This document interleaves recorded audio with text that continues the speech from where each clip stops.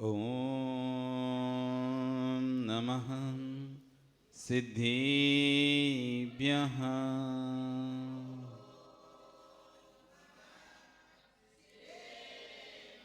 ॐ नमः सिद्धिभ्यः।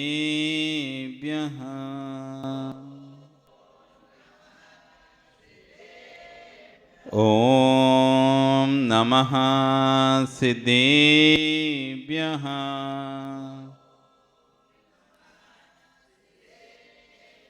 तिर्यणि खग्गिणाये रुतारी मोह सैर सिर निबेहो आयरी राऊ पसियो परवादीण्यो भव्य जी लोए। नमो अरिहंताणं नमो सिद्धाणं नमो आयरियाणं नमो वज्जायाणं नमो लोय सव्यसाहुणं। बोलिए अनंत अनंत से परमेष्ठी भगवान की, आदि ब्रह्मा आदिनाथ भगवान की, वर्तमान शासन महावीर भगवान की, आचार्य सकल कीर्ति स्वामी महाराज की, आचार्य विश्व सागर जी महाराज की, सिद्ध चक्र महामंडल विधान की, अहिंसा में परमो धर्म की।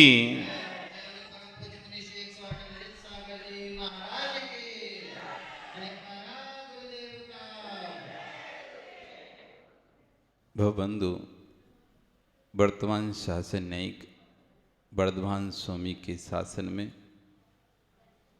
आदिनाथ स्वामी की चरण निश्रा में बैठकर हम इस अष्टान का महापर्व पर सिद्ध चक्र मंडल विधान की आराधना कर रहे हैं। सिद्ध चक्र अर्थात सिद्धों का समूह। चक्र मतलब होता है समूह, सिद्धों के समूह जो अनंतानंत सिद्ध हो चुके हैं, उन सभी सिद्धों की यहाँ पर आराधना चल रही है। कितने सिद्ध हो गए? अनंतानंत, कोई गिनती? वो कितने होंगे अब आगे? वो भी अनंत अनंत।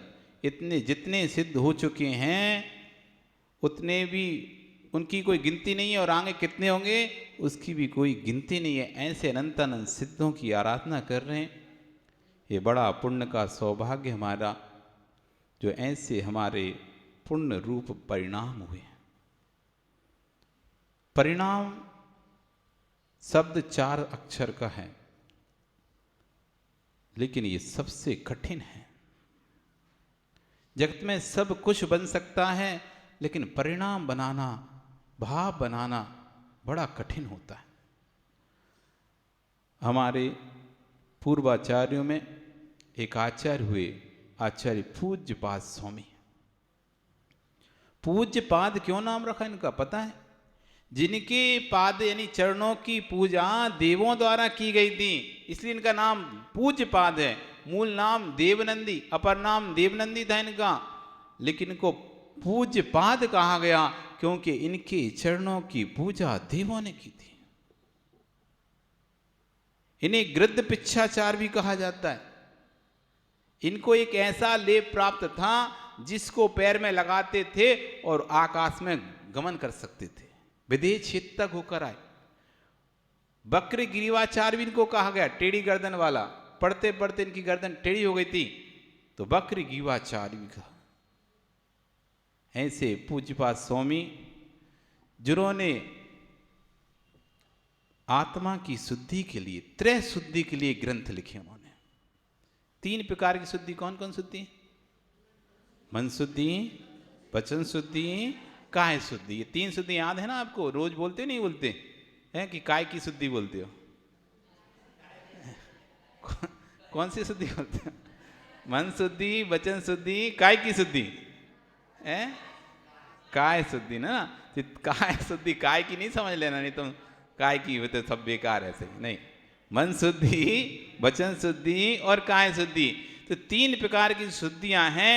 उसमें मन शुद्धि के लिए उन्होंने समाधि तंत्र इष्टोपदेश ग्रंथ लिखा। जिसने समाधि तंत्र ग्रंथ पढ़ लिया अपने जीवन में एक बार, इष्टोपदेश ग्रंथ पढ़ लिया अपने जीवन में एक बार, सुख आए दुख आए, जंगल में हो, महलों में हो, शमशान में हो, कभी दुखी नहीं रह सकता। चाहे उसका कोई इष्ट का वियोग हो या अनिष्ट का संयोग हो, इष्ट का संयोग हो, अनिष्ट का वियोग हो, हर्ष विषाद उसके अंदर आ ही नहीं सकता। एकदम मन शांत हो जाता है। सब जगत के पदार्थ ऐसे नश्वर दिखने लगते हैं उसे सामने सामने। जैसे जब तक आप ने पानी में, अनछने पानी में जीव नहीं देखे, तो सामने कोई बूंद लेके आए अनछने पानी की आपके पास, अनछना पानी लाए, देखो इसमें जीव हैं, तो आप कहो कहाँ है जीव, देखो दिख ही तो नहीं रहे हमको, कहाँ दिख रहे हैं। लेकिन जिसने एक बार सूक्ष्मदर्शी यंत्र से जीवों को देख लिया है, यंत्र समझते ना, वो प्रैक्टिकल तो किया हो ना 10th क्लास में, 11th 12th में, तो एक सूक्ष्मदर्शी यंत्र होता था जिस पर स्लाइड लगाकर पैरामीशियम, पैरासाइट, बहुत सारी चीज दिखाते रहते थे, जीव दिखाते रहते थे।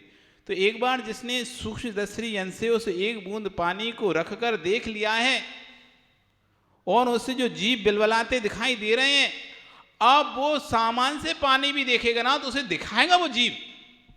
विश्वास मानो आप। एक बार व्यक्ति किसी चीज को देख ले, अब तुम्हें भले ना दिखेगी वो, लेकिन उसको दिखेगी, क्योंकि वो देख चुका है, प्रैक्टिकल कर चुका है। वो एक बूंद पानी को उसमें सूक्ष्मदर्शी यंत्र के नीचे रखकर, माइक्रोस्कोप के नीचे रखकर उसने जब देखा था तो अनंत अनंत जीव उसमें बिलबिल आ रहे थे ऐसे। वो हटा दी गई, स्लाइड हटा के सामने खाली रखा है, तब भी वो से अब दिख रहे हैं उसमें से। जो एक बूंद पानी में जीव दिखाई नहीं दे रहे थे, अब बिना यंत्र के भी उसके मस्तिष्क में, ज्ञान में दिख रहे हैं वो जीव। नहीं दिख रहे क्या? कोई एक बार आप चीज देख लें, फिर सामने से वो चीज चली जाए, तो फिर आपको दिखती कि नहीं दिखती? दिखती है।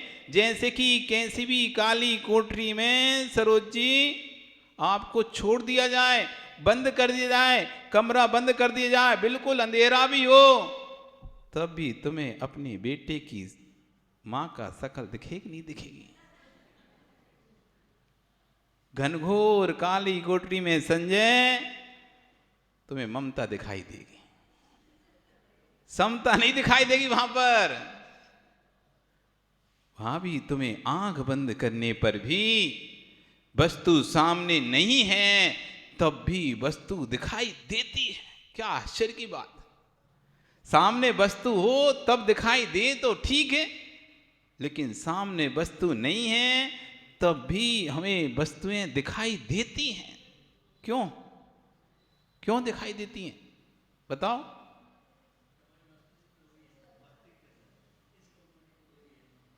श्रुत दृष्ट अनुभूत, श्रुत दृष्ट अनुभूत, समझे कुछ? श्रुत दृष्ट अनुभूत, 3 प्रकार के पदार्थ हमको दिखाई देते हैं। श्रुत जो सुने हमने, जो हम सुनते चले आ रहे हैं, श्रुत या पढ़ते चले आ रहे हैं, श्रुत। दृष्ट जो हम देखते चले आ रहे हैं पदार्थों को, अनुभूत जो अनुभूति करते आ रहे हैं। पानी की गर्मी, अग्नि से जलना, यह अनुभूत है आपको। ऐसा कौन व्यक्ति है जो कभी अग्नि से ना जला हो आज तक? जो जला नहीं है तो उसे पता भी नहीं अग्नि से जलते हैं। चाहे माते जलाने में, चाहे गैस में खाना बनाने में, चाहे किसी भी कार्य में आदमी जला है तो उसे पता है कि अग्नि से जलते, अनुभूत है। अथवा सुना है कि अग्नि से जलते हैं, इसलिए वो दूर रहता है। अथवा देखा है उसने लोगों को जलते हुए अग्नि से, या तो पढ़ा है उसने कि भाई अग्नि जलाती है, अग्नि दाहक है, अग्नि जलाती, अग्नि जलाती है, अग्नि सब कुछ भस्म कर देती, कोई भी उसकी चपेट में आए सबको ले जाती है। सुन के रखा है इसलिए अग्नि से दूर रहते हो, अथवा किसी को जलते हुए देखा है, अरे वो देखो वो अग्नि में फंस गया था, जल ही गया, मर ही गया, अथवा स्वयं जल गए हो, तो अब अग्नि को आप कभी भूलते नहीं हो। जब जब अग्नि दिखती है तुरंत उसका जलना गुण आपको दिख जाता है। जैसी अग्नि दिखती है, कोई कहे अरे ये वाली अग्नि दूसरी, इससे नहीं जलेंगे, तुम कभी ये कोई सी अग्नि हो, अग्नि तो सारी जलाएगी जलाएगी, चाहे ये वाली हो चाहे वो वाली हो, चाहे कपूर की हो चाहे दीपक की हो चाहे हवन की हो, कोई सी भी अग्नि हो, वो तो जलाएगी जलाएगी। तो सुत दृष्टि अनुभूत तीन विषयों को व्यक्ति अपने मस्तिष्क में रखता है, सामने नहीं होने पर भी उस पदार्थ का उसे बोध होता है। तो आचार्य पूज्यपाद स्वामी का जो समाधि ग्रंथ एक बार पढ़ लेता है अच्छे से गहरे में जाके, इतना गहन है, पढ़ लेगा सब पागल दिखाई देगी, ये सब पागल हैं ऐसा लगेगा उसे, लोगों को वो पागल लगेगा लेकिन उसको सब पागल लगेंगे।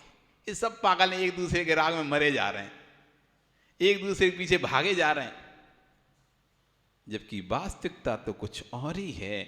जिसने वास्तविकता समझ ली है फिर उसे संसार के राग रंग शोभा देते ही नहीं है, उसे तो बस एक ध्रुव गायक स्वभावी टंकोत्कीर्ण ध्रुव आत्मा ही दिखाई दे। ऐसे समाधि तंत्र इष्टोपदेश दो ग्रंथ पूज्यपाद स्वामी मन शुद्धि के लिए, क्योंकि सबसे ज्यादा पाप मन से होता है, वचन और काय से पाप तो बहुत कम होता है, विश्वास मानो।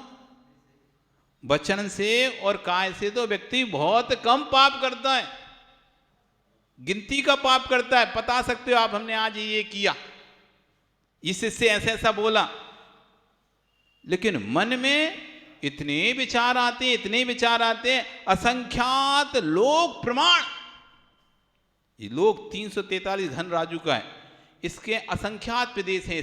343 घन राजू लोक में असंख्यात, जिनकी काउंटिंग नहीं की जाती, ऐसे प्रदेश हैं। प्रदेश मतलब जैसे आप डॉट रख दो ना, ग्राफिक्स बनाए ना, ग्राफ करने का ना, ग्राफ में ऐसे चौकोर चौकोर चौकोर चौकोर गोले बने रहते हैं पूरे एक पेज में, एक एक अपन ऐसे लेके जाते, ऐसे ही पूरे तीनों लोकों में ग्राफिक्स बना हुआ है। ये चौकोर चौकोर चौकोर ऐसे प्रदेश बने हुए हैं। एक एक जीप जब भी जाता है तो टेढ़ा नहीं जाता है, ऐसे ही सीधा जाना है तो सीधा, इधर जाना है तो सीधा जाके फिर तिरछा मुड़ेगा, नीचे आना तो सीधा जाएगा, ऐसा जाएगा, ऐसा ग्राफिक्स की बिल्कुल भांति चलता है, टेढ़ाड़ा कहीं ऐसा ऐसा टेढ़ाड़ा नहीं भगता। प्रदेश रचना है यहाँ पे, प्रदेश रचना तीनों लोकों में। तो जगत में असंख्यात लोक प्रदेश, ये जगत, ये एक जगत कितने प्रदेश है, असंख्यात लोग, उससे भी असंख्यात गुणा अधिक जीव के परिणाम है, भाव है।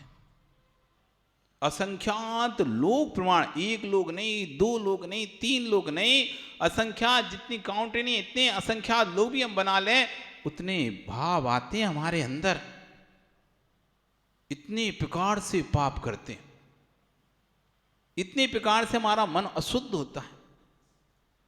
उस मन अशुद्धि के लिए इसलिए सबसे पहले जब भी शुद्धि बुलवाते हैं, मन शुद्धि बुलवाते हैं, फिर उसके बाद वचन, उसके बाद काय, क्रम से। कारण है सबसे अधिक व्यक्ति अशुद्ध है तो मन से अशुद्ध है। हम चाहे धर्म क्षेत्र में बैठे हों चाहे कर्म क्षेत्र में बैठे हों, मन की शुद्धि हमारी बनी रहती है। मन की शुद्धि सबसे बड़ी शुद्धि है। यहां बैठे बैठे भी हम पाप कमाते हैं मन की अशुद्धि से। वचन से कुछ नहीं बोल रहे, शरीर से स्थिर हैं, लेकिन मन चलायमान है। घर में चला गया मन, बहुत देर हो ही बैठे बैठे, घर में क्या हो रहा हो, बाई आई है कि नहीं आई, काम वाम हो रहा है कि नहीं हो रहा, पड़ा तो नहीं है ऐसे ही काम, वो मन में बना रहेगा। दुकान खुली कि नहीं खुली, बेटा आया कि नहीं आया, सो के उठा के नहीं अभी तक, खाना माना नाश्ता वास्ता कुछ किया कि नहीं किया, अब ये सब चला ही रहा आपने। नौकर आए कि नहीं आए, दुकान में गोडाउन में कि कौन होगा कौन नहीं होगा, गोडाउन कौन देख रहा होगा, ये सब भाव चले रहते हैं। ये मन अशुद्धि चल रही, रह रहे हैं, कर रहे हैं पूजन, कर रहे हैं पूजन, लेकिन भाव जा रहे हैं घर में, बाजार में, व्यापार में। अरे वो तो चला गया, अच्छा यार वो हम भी चले जाते इसी के साथ, धीरज से खिसक लेते, वो खिसक गए हम रह गए। अरे प्रवचन में रहता है, कई कई बार होता है ऐसा कि वो सोचते हैं, वो देखा नहीं कौन कौन बैठा है कौन कौन नहीं बैठा, वो बैठ गया प्रवचन में, फिर थोड़ी बार प्रवचन में ऐसे मुड़ के देखता है ये भी नहीं है प्रवचन में, वो भी नहीं है प्रवचन में, वो भी नहीं प्रवचन। अरे यार अब तो फंस गए बड़े बुरे यार, हम ही अकेले दिख रहे हैं आज, तो सब गायब हो गए धीरे से पीछे से। अब बड़ा धुधुकी लगी रहते, अब हम उठ के कैसे जाएं, उठ के कैसे जाएं, उठ के कैसे जाएं। अब जाए मौका ढूंढते रहते, मौका ढूंढते थे, जैसी कोई पलक झपकी तो धीरे से खिसक लेते हैं, और नहीं झपकी तो पूरे समय कुर्राते रहे, अच्छी और वो चले गए, और वहां पे भजन कर रहे होंगे, वहां पे वो कर रहे होंगे, प्रैक्टिस कर रहे होंगे, हम यहाँ पे फंस गए और ये भी बंद नहीं कर रहे। अरे बड़ा आनंद परिणाम देखो, विचित्रता। ये तुम्हारी नहीं है कहानी, ये सबकी कहानी, ये हमारी भी कहानी है। सबके अंदर परिणाम आते हैं, सबके अंदर भाव आते हैं। अब कभी कभी आचल से लेके जाते हैं तो जंगल लेके जाते हैं सबको, अब सबको जंगल ले, अब तो नहीं जाते। पहले क्या था, जब दीक्षा हुई थी तो कोई भी सुबह 6:30 बजे कमरे में कोई नहीं रहेगा, सबको साथ में चलना है, नहीं तो खड़े होकर बुलाते थे एक एक करके। और जंगल 1.5-2 किलोमीटर लेके जाते जंगल के लिए, 2 आना 2 जाना, तो 1 घंटा लग जाता था लगभग। तो कुछ सोचते चलो 1 घंटा बच जाएगा, यहीं नीचे ही नीचे फिर आते हैं, 10 मिनट में 50 मिनट आराम से अपना पढ़ाई करेंगे, कुछ भी करेंगे। तो नहीं आते थे, छुप जाते थे या कुछ भी हो जाता था, तो आचार्य श्री देख लेते थे। कभी कभी क्या बातें करते करते आचार्य श्री निकल जाते हैं, ध्यान नहीं रहते। अब आधे रास्ते आ गए, देखा कौन नहीं आया, अरे यार वो नहीं आया, वो नहीं आया, अरे आज बड़े बच, उन लोगों ने मौका का फायदा उठा लिया, अपन फालतू अपन भी रुक जाते, ऐसे सोचते रहते थे। अब ठीक है आ गए, अब आचार्य श्री बताएंगे, आचार्य श्री बताएंगे कि वो नहीं आए, अंदर परिणाम देखो। अब उनको बताए आचार्य श्री ये नहीं आए, अच्छा अब सोचते थे इनको डांट पड़नी चाहिए, अब बता तो दिया ना, अब काहे को हम आए तो कम से कम उनको भी तो कुछ मिले कि लगे कि हाँ नहीं आए। अब भैया वो डांट नहीं पड़ी तो आचार्य श्री आप तो कुछ बोले नहीं, आप तो कुछ बोले नहीं, आप तो कुछ कहे ही नहीं, हाँ हाँ बोलेंगे, भूल गए। फिर प्रवचन में आए, ऐसे कर वो चलता ही रहता था। अब कल से अब नहीं डांटे, अब कल से हम भी नहीं जाएंगे, उनको आपने कुछ नहीं बोला ना, हम भी नहीं जाएंगे, हम भी यहीं रुकेंगे। ऐसे परिणाम कितनी बार हमारे ऊपर नीचे होते हैं। घर के सदस्यों के बीच में रहकर परिणाम ऊपर नीचे होते हैं, बाहर परिणाम ऊपर नीचे होते हैं। घर में कोई बात ना माने तो परिणाम खराब हो जाते हैं, घर में कोई हमसे विपरीत काम कर दे तो परिणाम खराब हो जाते हैं, हमारे अनुसार ना चले तो परिणाम खराब हो जाते हैं, मंदिर में परिणाम खराब हो जाते हैं, जैसा हम चाहते हैं वैसा कोई ना करे तो परिणाम खराब हो जाते हैं, किसी को जो कार्य नहीं करना चाहिए थी वो कार्य वो करने लगे तो परिणाम खराब हो जाते हैं। अनेक प्रकार से बहुत कम हैं जो अपने परिणामों को स्थिर रख पाते हैं। सबसे ज्यादा पाप होता है मन से। जिसने मन को पढ़ना सीख लिया, किसको? मन को। जिसने अपने, दूसरे के नहीं तुम सोचो दूसरों के मनों को पढ़ना, दूसरों के नहीं, जिसने अपने मन को पढ़ना सीख लिया, मैं ये क्या कर रहा हूं, तस्मिच्छामि दुक्खड़म, मुझे ये भाव नहीं लाने चाहिए। तस्मिच्छामि दुक्खड़म, तस्मिच्छामि दुक्खड़म, मुझे ऐसा नहीं करना चाहिए। जिसने इसको पढ़ना सीख लिया वही जगत में जितेंद्रिय बनेगा। जिसको जिनेंद्र बनना है उसको सबसे पहले जितेंद्रिय बनना पड़ता है। बिना जितेंद्रिय बने जिनेंद्र बन नहीं सकते। बिना जितेंद्रिय बने जिनेंद्र बन नहीं सकते। जिन जिनको जिनेंद्र बनना है उनको जितेंद्रिय बनना होगा, इंद्रियों को जीतना होगा। जो इंद्रियों को नहीं जीत पाएगा वो कभी भी जिनेंद्र नहीं बन पाएगा। तो मन शुद्धि के लिए आचार्य भगवान पूज्यपाद स्वामी ने ग्रंथ लिखे, समाधि तंत्र ष्ठोपदेश। फिर आती है वचन शुद्धि। जब तक वचन संस्कारित नहीं होंगे, वचनों में संस्कार नहीं आएगा, तो ना तो आपको अपने ऊपर कॉन्फिडेंस आएगा, ना दूसरों को तुम पर आएगा। हम यदि अच्छे वचन बोलते हैं तो हमको भी एक अंदर से कॉन्फिडेंस आता है, नहीं मैं अच्छा बोलता हूं। यदि हमको अच्छा बोलना नहीं आता, अभी इतने लोग हैं यहाँ पे, सबको माइक दे दें हम, क्यों गोटी तुमको बोलें भजन गाओ, तो कॉन्फिडेंस है अपने ऊपर कि तुम गा सकते हो? नहीं गा सकते। क्यों? क्योंकि कॉन्फिडेंस नहीं है, विश्वास नहीं है अपने ऊपर, अपने शब्दों पर विश्वास नहीं है कि क्या मैं भी ऐसे ही बोल सकता हूं। ये विश्वास नहीं हो रहा व्यक्ति को, क्योंकि उसकी शुद्धि नहीं, वचन शुद्धि नहीं है, उसको स्पष्ट अक्षर पढ़ना नहीं आता, स्पष्ट अक्षर बोलना नहीं आता, संस्कृत नहीं आती, व्याकरण नहीं आती। जब तक संस्कृत व्याकरण को पढ़ना नहीं आएगा, तब तक ये पता ही नहीं रहेगा कहाँ पर कौन से शब्द का उच्चारण करना है, कौन सा तोड़ना है, कौन सा बोलना है, तब तो लय बनेगी। अगर शब्दों को तोड़ने का कहाँ पर अल्प विराम, कहाँ पर पूर्ण विराम, कहाँ पर यति देना है, जब तक ये पता नहीं चलेगा तो आप किसी भी वस्तु को पढ़ नहीं सकते। तुम भीतर जाओ, तुम भीतर जाओ, तुम भीतर जाओ, तुम भीतर जाओ। अब कहां लगाए यहां पे? तुम भीतर जाओ, तुम भीतर जाओ, एक ही शब्द को 2 बार बोला है। अब देखो कितने अलग हैं। तुम कोमा भीतर कोमा जाओ, तुम भीतर जाओ, यानी ठीक है ना? तुम कोमा भी कोमा तर कोमा जाओ, तुम भीतर जाओ, तुम भीतर जाओ, तुम भीतर जाओ तो तुम भीतर जाओगे, तुम भीतर नहीं जाओगे तो तुम भी नहीं तर पाओगे। अब जिसको बोधे नहीं है तो भीतर जाओ, भीतर जाओ, भीतर जाओ चलता है। अरे अंदर नहीं जाना, भीतर जा, तुम भीतर जाना। अब दूसरा देखो, तुम भी तर जाना, तुम भीतर जाना, तुम भीतर जाना, तुम भीतर जाना, मतलब दोनों ही तर जाना, दोनों ही मोक्ष जाना। अलग अलग जिसको संस्कृत, प्राकृत, ग्रामर आदि का बोध नहीं होता, वो कभी भी किसी शब्द का अर्थ निकाल ही नहीं सकता। इसलिए उस संस्कृत वाक् शुद्धि के लिए आचार्य पूज्यपाद स्वामी ने जैनेन्द्र व्याकरण नाम का ग्रंथ लिखा।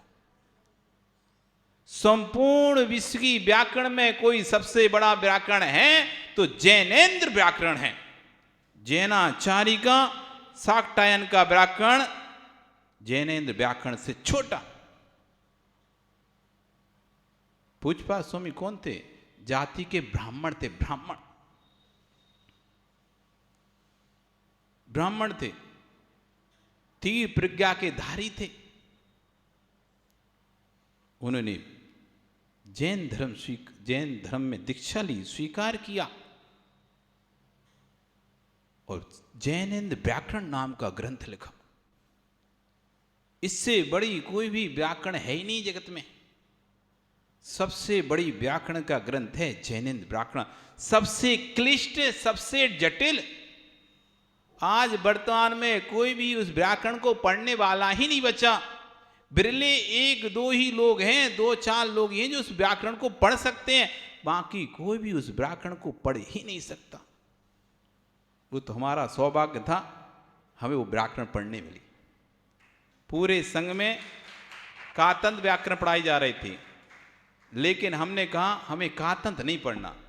कातंत सरवर्मन स्वामी की त्रिविद्याचार्य की व्याकरण है, सरल व्याकरण है, कम सूत्र की व्याकरण है।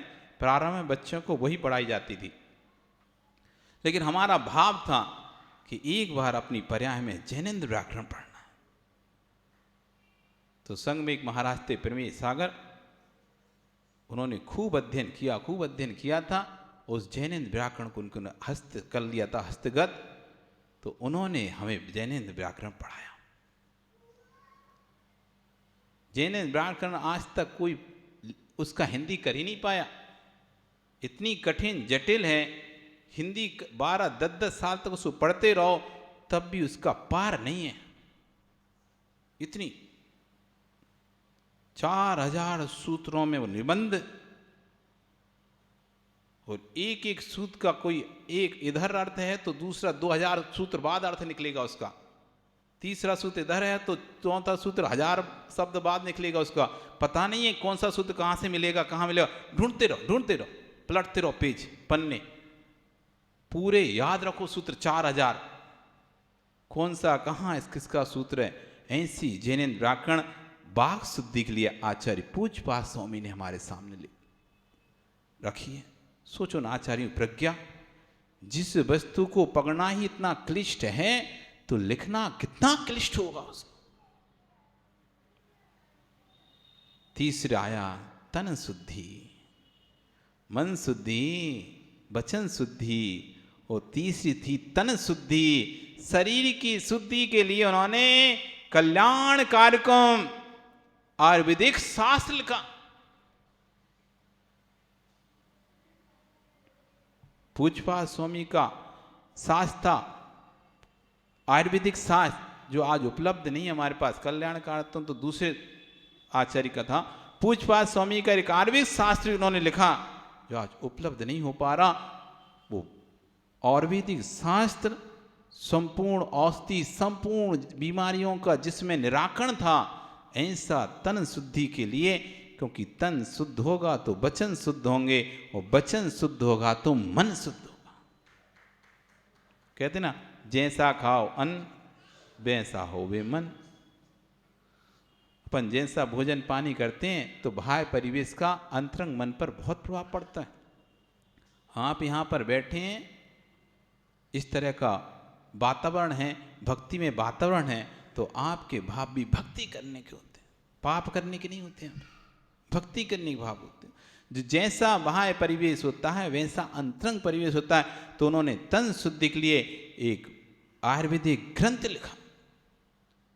त्रिवेणी संगम किसी के पास था तो पूज्य पास, इसलिए त्रिविद्याचार्य के 3 वेदों के ज्ञाता थे। उन्होंने समाधि तंत्र सूत्र में एक श्लोक लिखा, अदुख भावितम ज्ञानम चीते दुख सन्निधौ। बहुत गहरे में बैठ के लिखा, अदुख भावितम ज्ञानम, जो हम ज्ञान अदुख में, बिना दुख में, बिना दुख के, बिना क्लेश के कष्ट सहन किए हुए, बिना काय क्लेश के जो भी हम ज्ञान अर्जन करते हैं, मतलब सुख सुविधा में जो भी ज्ञान अर्जन किया जाता है, दुखम जाए छिन्नते, फिर ज्ञान दुख आने पर छिन्न हो जाता है, नष्ट हो जाता है। इसलिए क्या करो, तस्मात् यथा बलम, इसलिए यथा बल, जितनी तुम्हारे अंदर शक्ति हो, दुखई आत्मानम भावे मुनि, हे मुनि अपनी आत्मा को दुख से भावित रखो। अनुकूलताएं मत ढूंढो हर जगह, प्रतिकूलता में रहना सीखो। हम हर जगह अनुकूलता ढूंढते हैं, यात्रा जाते हैं, कहीं भी जाते हैं तो अनुकूलता ढूंढते हैं। एसी कमरा होना, ऐसा कमरा होना, अच्छी जगह कमरा होना, जो भी होना वो भी होना, सब बेड होना, बिस्तर होना, सब चीज़ें होना, थोड़ी सी प्रतिकूलता नहीं चाहिए। मंदिर में भी आते हैं तो अनुकूलता होना, कहाँ पंखा चल रहा है वहाँ बैठना, कहाँ नहीं चल रहा वहाँ नहीं बैठना। ढूंढते नहीं ढूंढते, अनुकूलता ढूंढते हैं, कहाँ पर हम आराम से पीछे से निकल सकेंगे वो स्थान ढूंढना।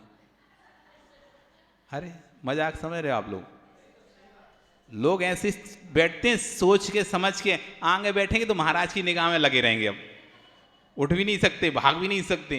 तो ऐसे स्थान पर बैठो कि सरकना हो तो पीछे पीछे गेट से निकल जाएं, और नहीं तो कोई बात ही नहीं, फिर आगे तो बैठी है। तो हर जगह अनुकूलता ढूंढता है व्यक्ति, प्रत्येक कार्य करता है अनुकूलता से करता है। जब उससे अनुकूलता होती है तब वो कार्य करता है, प्रतिकूलता होती है तो कार्य नहीं करता है, चला जाएगा। यहीं गर्मी लगने लगे, अपन ने देखा आप जून जुलाई के समय जब ये तपता था, 10 बजे के बाद कोई इसमें रह नहीं पा रहा था। ऊपर जब तपता था, हम हार के लिए आते थे, तब ऐसा गर्म भभक रहा होता था ये। हम एक बार संजू से पूछे कि ऊपर टीन क्यों रखे ये, फालतू फेंक फांक दो। अरे महाराज के नीचे इतना तपता है, अभी आप देखो तो कभी आए, ऐसा बिल्कुल आग का गोला टाइप हो जाता था। दोपहर को कभी आओ, 2 बजे 3 बजे आओ इसमें, ऐसा एकदम। तो जब कभी ऊपर किसी दिन काम होता था तो ये सब लोग ये चला लेते थे, बैठ ही नहीं पाएंगे, नहीं तो इतना ठंडा करना पड़ेगा, नहीं तो बैठ ही नहीं पाएंगे इसमें। अनुकूलता, और यदि प्रतिकूलता होगी तो उठ के भाग जाए। लेकिन आचार्य भवन कह रहे हैं प्रतिकूलता कभी भी आ सकती है। सदैव केतकी ना फले, सदैव बसंत ना होए। हमेशा हरा हरा नहीं मिलेगा, कभी सूखा भी देखने मिलेगा।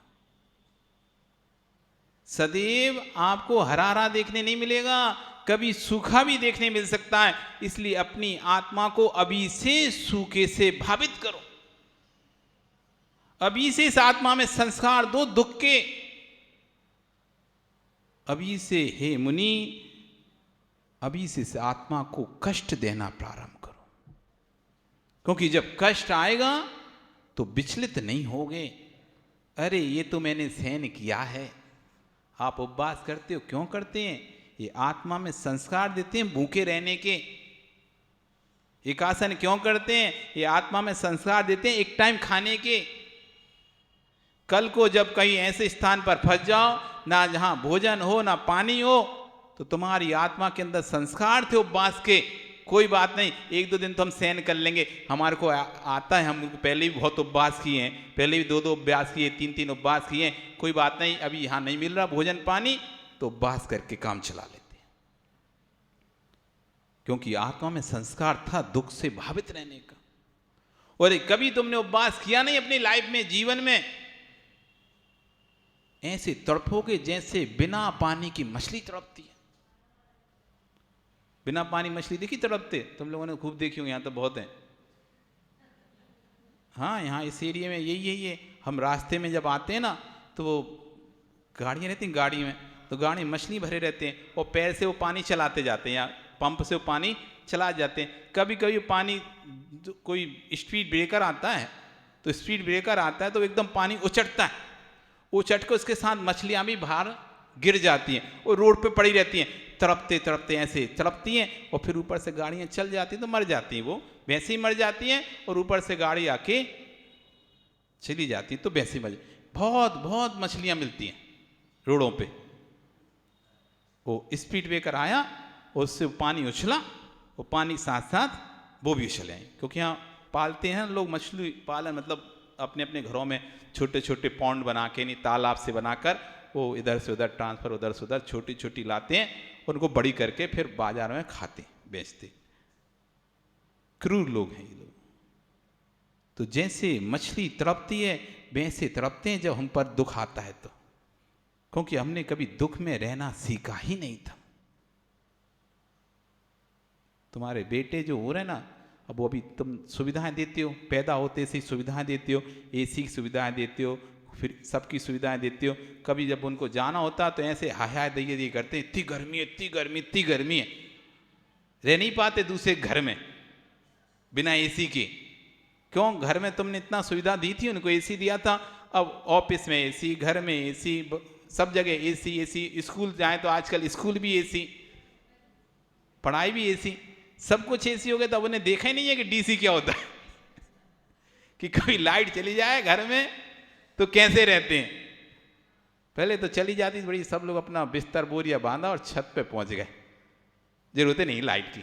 गर्मियों में बहुत लाइटें जाती थी, तो अपनी गर्मियों में गए छत पे अपना बिस्तर बोरिया बिछाया और सो गए। पता था लाइट जाने का दुख क्या होता है, लेकिन आज के लोगों को वो पता नहीं है। इसलिए कोई भी कार्य करो तो उसके अपनी आत्मा को उसके नेगेटिव पॉइंट से जरूर भावित करके रखो। कल को ये सुविधा ना मिली तो हम क्या करेंगे? आकुल होंगे, व्याकुल होंगे या शांति से रहेंगे? इसलिए आचार्य बन कर अदुखम भावितम ज्ञानम, क्योंकि हमने जो जो ज्ञान भावित किया है वो अदुख में किया है। भैया ऐसा तो सबके साथ होता है, सबका समय आता है, सबके घर विपत्ति आती है, ये सब तुमने स्वाध्याय जो किया है ना वो सुख में किया है स्वाध्याय। तुम्हारे घर में विपत्ति नहीं थी उस समय ये बात का स्वाध्याय कर रहे थे, जिस समय घर में विपत्ति होती उस समय ही तुमने इस बात का स्वाध्याय किया होता तो दुख आता ही नहीं तुम्हारे पास। हमने स्वाध्याय किया तो कब किया? सुख में किया। दुख में तुम्हारे पास टाइम ही नहीं ना मंदिर आने, दुख में तो टाइम ही नहीं मंदिर आने। क्यों? दुख आया है घर में, हम मंदिर पूजा पाठ करेंगे उस घर को देखें, हम पूजा पाठ करें स्वाध्याय करें कि घर को देखें। तब तो हमको ऐसा लगता है कि ठीक है 2 मिनट में जाते हैं, सिर पटक के जल्दी से करके आते हैं और कुछ नहीं थोड़ा सा एक अर्घ मर जाएंगे, 10-15 मिनट में लौट आएंगे। क्योंकि घर में परेशानी है, समस्याएं हैं, तो वहां उस समय तो ना स्वाध्याय का भाव आता है ना भक्ति का भाव आता है। उस समय तो बस ऐसा लगता है बस जल्दी से यहां से जाएं और वो देखें व्यवस्थाएं।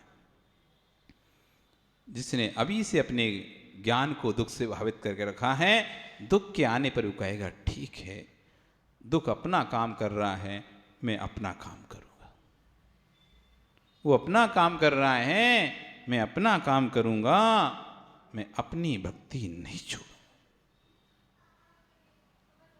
इसलिए जितना धर्म करो बड़े विवेक के साथ भक्ति के साथ करो और पूर्ण मन योग से करो, क्योंकि पूर्ण मन योग से किया हुआ कार्य अल्प कार्य भी महान फल को देता है और बिना मन योग के किया हुआ का बहुत कार्य भी तुच्छ फल को देता है। समय पर बोया हुआ बीज, समय पर बोया हुआ बीज जैसे गोदाम को भर देता है और समय निकलने पर डाला हुआ बीज एक दाना भी वापस नहीं दे पाता। इसलिए समय है आपके पास, अभी शरीर आदि सब स्वस्थ हैं, मन स्वस्थ है, शरीर स्वस्थ है, वचन स्वस्थ हैं, तो अभी बोलो अपना धर्म का बीज, जिसे आगे आपको बोरे भर भर भर के मिलेगा। आपका समय हो गया, कल फिर आओगे, पर्याय रही तो कल फिर हम यहाँ पुनः समझेंगे। नमो हरियंताणम, नमो सिद्धाण, नमो आर्याण, बुच्छायण, बोलो सब सावण जिनमाणी स्थिति।